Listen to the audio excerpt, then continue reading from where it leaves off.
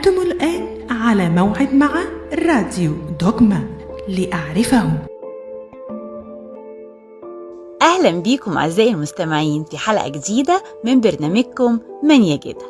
سؤال النهاردة بيقول: أنا كبرت في السن وأهلي ضاغطين عليا أخد واحد أنا حاسة إن هو مش متوافق معايا. بصراحة هو أموره المادية كويسة بس أنا مش مستريح. سؤال مهم وهنحاول ندور على إجابته سوا من خلال قصتنا النهاردة. بس لازم ناخد بالنا إن المجتمع ساعات بيفرض علينا بعض الألقاب اللي ما تعنيش أي حاجة غير إننا بنحط أثقال على نفسنا من غير أي وعي أو تفكير. ومنها اللي بيطلق مثلا على المرأة لما تكبر في السن من غير ما تتجوز، لقب بيلاحق المرأة من غير أي ذنب ارتكبته، فالمجتمع ما بيعجبوش حاجة. فالطويل يقول عليه أبو طويلة، والقصير قصير وأزعة، والرفيعة معصعصة، والمليانة تخينة، وحاجات كتير كده. المجتمع عايز ناس تعيش فيه ملكات جمال، وحتى دول ما بيترحموش من التنمر. وده اللي حصل مع بطلة قصتنا النهاردة، وهي ليئة، أو لو قلنا الاسم بالتشكيل الصحيح فهي ليئة.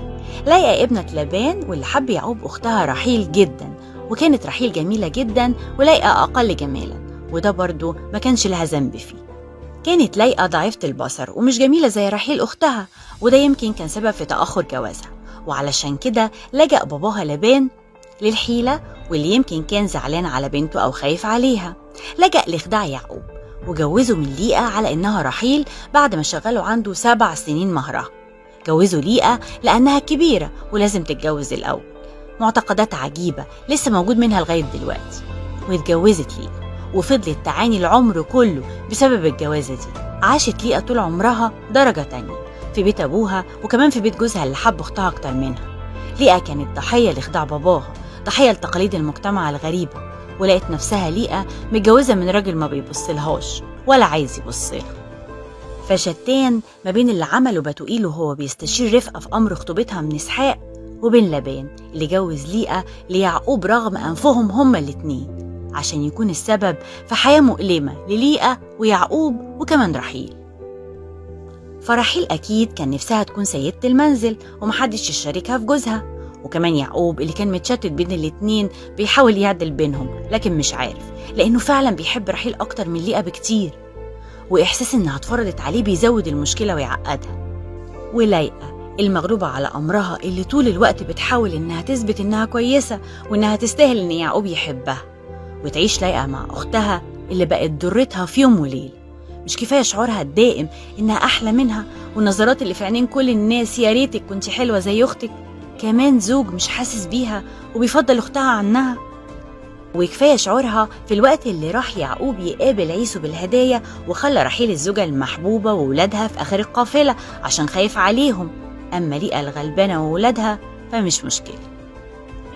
وعاشت ليئة طول عمرها في محاولات مضنية إنها تكسب حب يعقوب وتجيب له نسل يفرحه، وفعلا جابت البكر رأوبين وقالت ربنا نظر لمزلتي ودلوقتي زوجي يحبني، وولدت التاني شمعون وقالت إن ربنا سمع لطلبتي، وولدت للمرة الثالثة لاوي وقالت المرة دي هفوز بزوجي لأنها ولدت له 3 بنين، وولدت ليئة للمرة الرابعة وكان يهوذا وقالت المرة دي أحمد الرب، فيهوذا معناه حمد.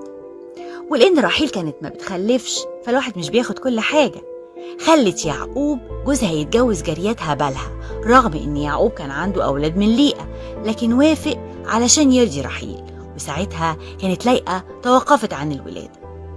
ووسط محاولات ليئة إنها تكون زي أختها خلت يعقوب يتجوز جاريتها هي كمان زلفة اللي خلفت منه جادة وأشير، وبعديها ربنا فتح رحم ليئة وجابت يساكر وزبلون ودينا الابنة الوحيدة ليعقوب، وبكده تكون ليئة خلفت نص نسل يعقوب، يعني قد اللي خلفتهم رحيل والجارتين مع بعض.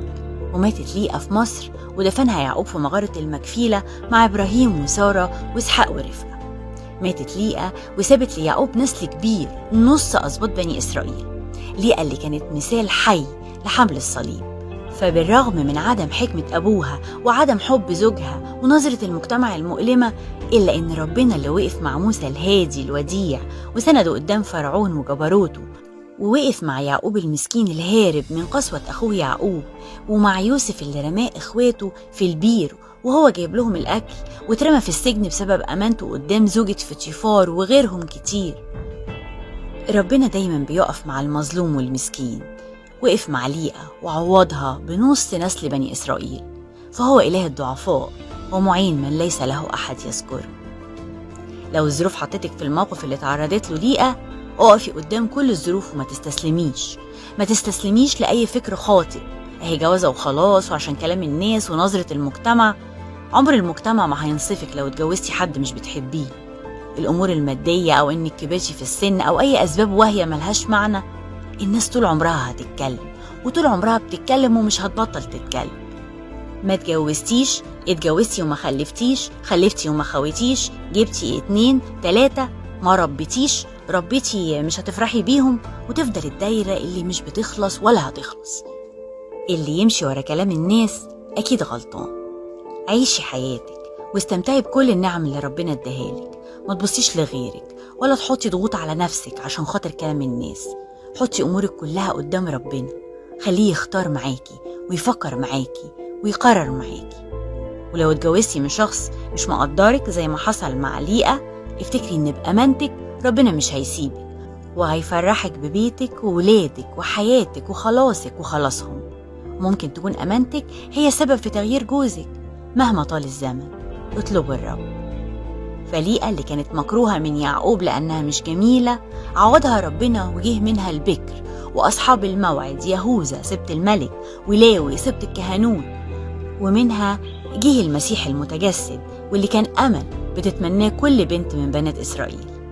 والآية اللي اخترناها النهاردة: الرب مجري العدل والقضاء لجميع المظلومين. مزمور 103 عدد 6. نشوفكم في حلقة جديدة من برنامجكم من يجدها، في انتظار كل أسئلتكم ومشاركاتكم اللي بتفرحنا دايما.